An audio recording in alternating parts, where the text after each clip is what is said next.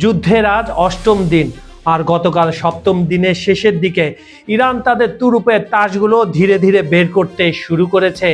আর এসব অত্যাধুনিক ক্ষেপণাস্ত্রের পাওয়ার দেখে প্রথম ধাক্কায় কুপোকার ট্রাম্প আর নেতানিয়াহু।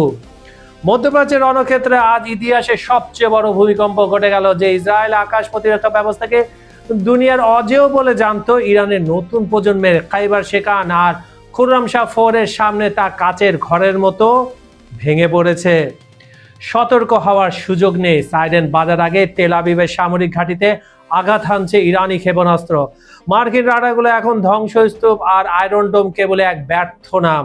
কিন্তু কেন এই ভয়াবহ প্রতিশোধ? কেন প্রতিটি মিসাইলের গায়ে লেখা ছিল মিনাবের স্কুল ছাত্রীদের স্মরণ? আসসালামু আলাইকুম বন্ধুরা, খবর সংযোগের বিশ্লেষণমূলক অনুষ্ঠানের আজকের ভিডিওতে আমরা ফাঁস করব অপারেশন আল ওয়াদ আল সাদিক 4 এর সেই গোপন রণকৌশল যা পেন্টাগনকে স্তব্ধ করে দিয়েছে। কিভাবে মাত্র একটি মিসাইল 20টি ভাগে বিভক্ত হয়ে ধ্বংস করে দিচ্ছে আস্ত একটি শহর। আর সর্বোচ্চ নেতার শাহাদাতের পর ইরান কি তবে তার চূড়ান্ত মারণাস্ত্র বের করে ফেলেছে? বিশ্ব রাজনীতির সমীকরণ বদলে দেওয়া এই বিধ্বংসী যুদ্ধের ভেতরে খবর জানতে ভিডিওটি শেষ পর্যন্ত দেখুন, কারণ আজকের পর মধ্যপ্রাচ্যের মানচিত্র আর আগের মতো ঠিকঠাক থাকবে না।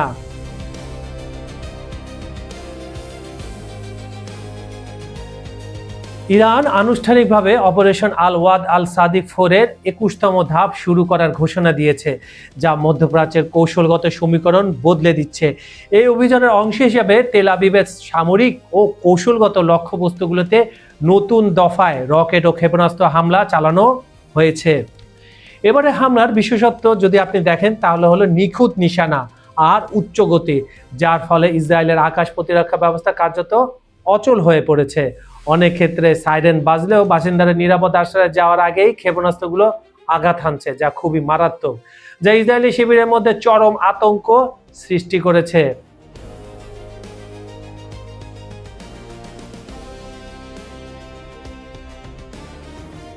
ইরানের সেনাবাহিনীর দাবি অনুযায়ী সাম্প্রতিক হামলায় ওই অঞ্চলে মোতায়েনকৃত গুরুত্বপূর্ণ মার্কিন রাডারগুলো ধ্বংস। এর ফলে ইসরায়েলি প্রতিরক্ষা ব্যবস্থার আগাম সতর্কবার্তা পাওয়ার ক্ষমতা এবং সময় উভয় মারাত্মকভাবে কমে এসেছে। যখন আসছে তখন ততক্ষণে খেলা শেষ। পূর্বে যেখানে কয়েক মিনিট সময় পাওয়া যেত, এখন সেখানে কয়েক সেকেন্ডের মধ্যে ক্ষেপণাস্ত্রগুলো লক্ষ্যবস্তুতে আঘাত করছে। এই পরিস্থিতির কারণে ইরানি ক্ষেপণাস্ত্র ঠেকানো এখন প্রায় অসম্ভব হয়ে পড়েছে, যা তেল আবিবের নিরাপত্তা বেষ্টনীকে ভঙ্গুর করে দিয়েছে, এবং এই সাইজের ভঙ্গুর।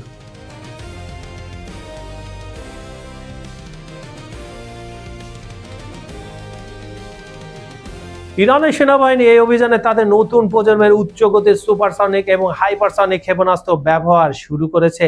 বিশেষ করে খাইবার শেখান এবং খুররামশাহ 4 এর মতো মরণাস্ত্রগুলো যুদ্ধের ময়দানে বড় পার্থক্য গড়ে দিচ্ছে। এইসব ক্ষেপণাস্ত্রের গতি এবং দিক পরিবর্তনের ক্ষমতা এতই বেশি যে আয়রন ডোম বা অ্যারো 3 এর মতো প্রতিরক্ষা ব্যবস্থার পক্ষে এগুলোর গতিপথ শনাক্ত করা বা মাঝ আকাশে ধ্বংস করা দুঃসাধ্য হয়ে পড়েছে। দীর্ঘস্থায়ী সংঘর্ষে গোলা বারুদের ঘাটতিও তেল আবিবের সংকটকে আরো ঘনীভূত করেছে। বন্ধুরা, আপনারা ভালো করে জানেন গত বছরের যে 12 দিনের যুদ্ধ হয়েছিল, ওখানে একটা কৌশল খেলেছিল ইরান। এবারে সেই কৌশলটা আকাশপথে খেলছে। কিভাবে? ধরেন একটা খোরামশাহ ছাড়লো, তার সাথে 8-10টা ফেক, আমি আবার বলছি ফেক ক্ষেপণাস্ত্র ছাড়ে, প্লাস্টিকে বা বিভিন্ন ধরনের বাজির মতো করে যায়। যতটুকু ক্ষমতা আছে আয়রন ডোম আর থার্ডের, সেগুলো ওই ফেকগুলোকে ধ্বংস করে, কিন্তু আসল খেবাসান বা সেজিল বা খুরম যাই বলেন, একদম যে জায়গা মতো পিন পয়েন্টে আঘাত হানে। আর এটা ইরানের অনেকগুলো কৌশলের মধ্যে আরেকটা।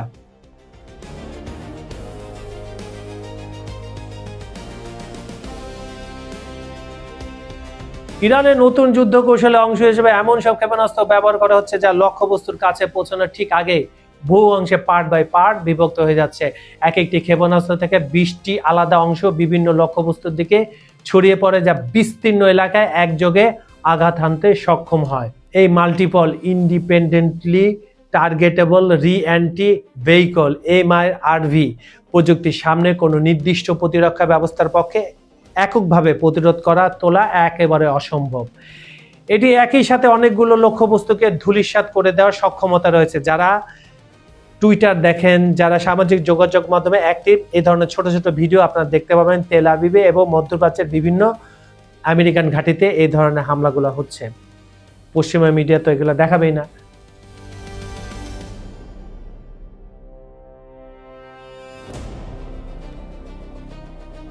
এবারের হামলায় নিক্ষেপ করা ক্ষেপণাস্ত্রগুলোর গায়ে ইরানিরা একটি আবেগঘন বার্তা লিখেছে। মিনাবের স্কুল ছাত্রীদের স্মরণে যুদ্ধের শুরুর দিকে বিমান হামলায় নিহত 160 জন নিরপরাধ শিশুর স্মৃতির প্রতি শ্রদ্ধা জানিয়ে এবং সেই নিষ্ঠুরতার প্রতিশোধ হিসাবে এই ধাপটি উৎসর্গ করা হয়েছে। এটি কেবল একটি সামরিক অভিযান নয়, বরং মজলুমদের পক্ষ থেকে জালিমের বিরুদ্ধে একটি নৈতিক ও আবেগীয় যুদ্ধের প্রতিফলন হিসাবে দেখা হচ্ছে, যা ইরানি যোদ্ধাদের মনোবলকে আরো তুঙ্গে নিয়ে গেছে। আঞ্চলিক আধিপত্য ও নতুন বার্তা ইরানের এই অভাবনীয় সামরিক সাফল্য প্রমাণ করেছে যে তারা এখন আর কেবল রক্ষণাত্মক অবস্থানে নেই। আল ওয়াদ আল সাদিক 4 এর মাধ্যমে তেহরান বিশ্বকে এই বার্তাই দিচ্ছে যে তাদের প্রযুক্তিগত সক্ষমতা এখন যে কোনো উন্নত দেশের প্রতিরক্ষার দেয়াল ভেঙে ফেলার সক্ষমতা রাখে।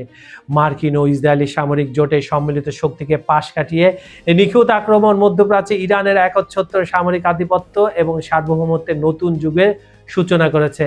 শুধু প্লেন দিয়ে না, শুধু রণতরে দিয়ে যুদ্ধ করা যায় না, লাগে ক্ষেপণাস্ত্র, হাইপারসনিক, সুপারসনিক আর বিধ্বংসী ড্রোন। ইরান সেটা দেখে দিয়েছে। আর অজেয় মনোবল খোরামশাহ 4, যাকে নিয়ে এত আলোচনা, এই মিসাইলটি ইরানের ক্ষেপণাস্ত্র ভান্ডারের অন্যতম শক্তিশালী অংশ।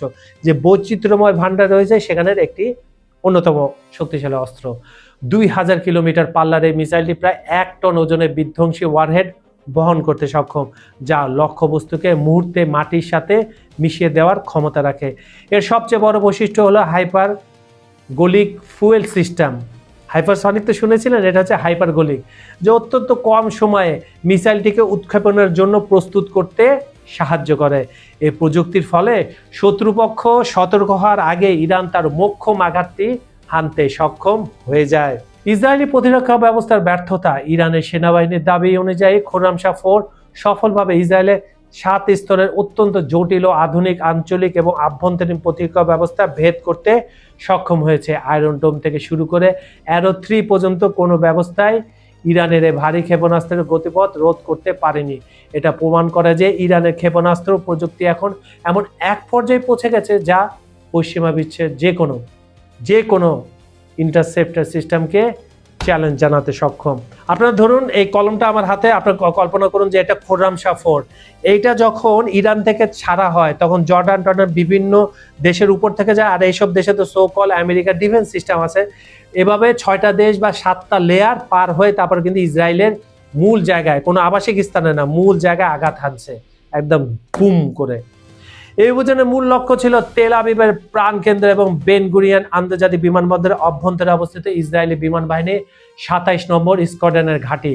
বিমানবন্দর এবং সামরিক ঘাঁটির উপর নিখুঁত আঘাত সরাসরি ইসরায়েলি বিমান বাহিনীর অপারেশনাল সক্ষমতাকে লক্ষ্যবস্তু করেছে। ইরানি মিডিয়ার তথ্য মতে এই হামলা ছিল ইসরায়েলের অব্যাহত আগ্রাসনের বিরুদ্ধে একটি কঠোর এবং ন্যায্য প্রতিশোধ।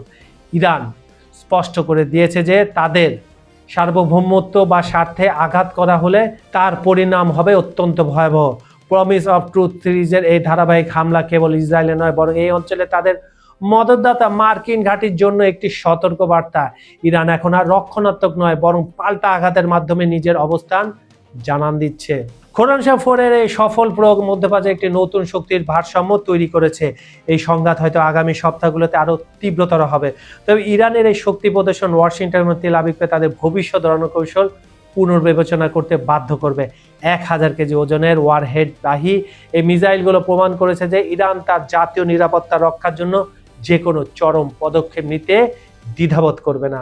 এদিকে ইরানের প্রেসিডেন্ট মাসুদ পেজেশকিয়ান জানিয়েছেন, যুক্তরাষ্ট্র ইসরায়েলের সাথে চলমান যুদ্ধ থামাতে বেশ কয়েকটি দেশ মধ্যস্থতার চেষ্টা করছে।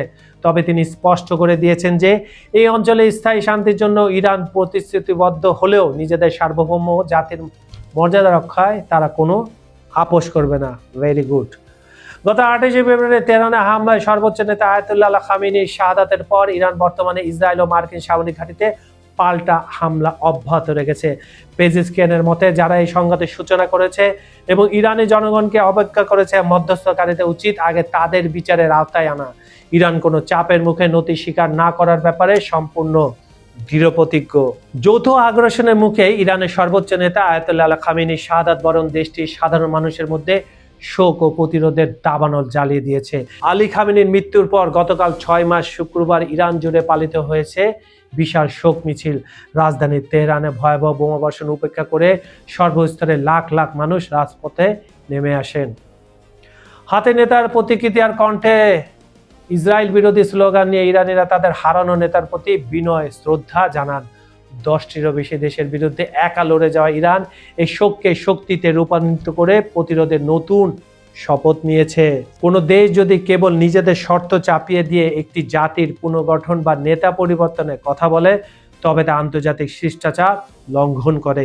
ইরান যুদ্ধের পরিবর্তে সম্মানজনক কূটনীতিতে বিশ্বাসী, তবে চাপের মুখে মাথা নত না করে নিজের সম্পদ ও সংস্কৃতির সুরক্ষা নিশ্চিত করাই হবে তাদের প্রধান লক্ষ্য। বন্ধুরা, মধ্যপ্রাচ্যের আকাশ আজ আর কেবল ধোঁয়ার আগুনের নয়, এ যেন নতুন ইতিহাসের সাক্ষী। যে আয়রন ডোমকে দুনিয়া অজেয় ভাবতে ইরানের খাইবার শেখানা খুররামশাহ 4 আজ তাকে স্রেফ খেলনায় পরিণত করেছে। খেলনা। পেন্টাগন আজ স্তব্ধ, কারণ তারা বুঝতে পারছে এটি কেবল একটি ক্ষেপণাস্ত্র হামলা নয়, এটি বছরের পর বছর ধরে চলা অবমাননার এক প্রচণ্ড জবাব দিয়ে চলেছে ইরান। যখন প্রতিটি মিসাইলের গায়ে লেখা থাকে মিনারের স্কুল ছাত্রীদের স্মরণ, তখন বুঝে নিতে হবে এই লড়াই এখন আর কেবল ভূ রাজনীতি নেই, এই লড়াই হয়ে এখন আত্মমর্যাদার। সর্বোচ্চ নেতার শাহাদাতের রক্ত বৃথা যেতে দেয়নি তেহরান। মার্কিন রাডারগুলো আজ ধ্বংসস্তূপ, আর তেল আবিবের প্রতিটি সামরিক ঘাঁটি আজ ইরানের প্রযুক্তির নিখুঁত নিশানায়। ডোনাল্ড ট্রাম্পের নিঃশর্ত আত্মসমর্পণের দাবিকে বুড়ো আঙুল দেখে ইরান আজ প্রমাণ করেছে, যাদের হাতে ইমান আর অত্যাধুনিক হাইপারসনিক প্রযুক্তি থাকে তাদের মাথা নত করানোর সাধ্য কারো নেই। মধ্যপ্রাচ্যের মানচিত্রকে তবে চিরতরে বদলে যাচ্ছে। ওয়াশিংটন কি পারবে এই আগ্নেয়গিরিকে শান্ত করতে? আপনার কি মনে হয়? যে মধ্যরা আপনাদের বলছি, আপনাদের কি মনে হয় ইরান এই বিধ্বংসী পাল্টা আঘাত কি তবে তৃতীয় বিশ্বযুদ্ধের দামামা? কমেন্টে আপনার মতামত জানান। আর এই রণক্ষেত্রের প্রতি মুহূর্তের এক্সক্লুসিভ আপডেট পেতে আমাদের চ্যানেলটি খবর সংযোগ এখনই সাবস্ক্রাইব করে বেল আইকনটি চেপে রাখুন। মনে রাখবেন, ইতিহাস এখন লেখা হচ্ছে বারুদের অক্ষরে।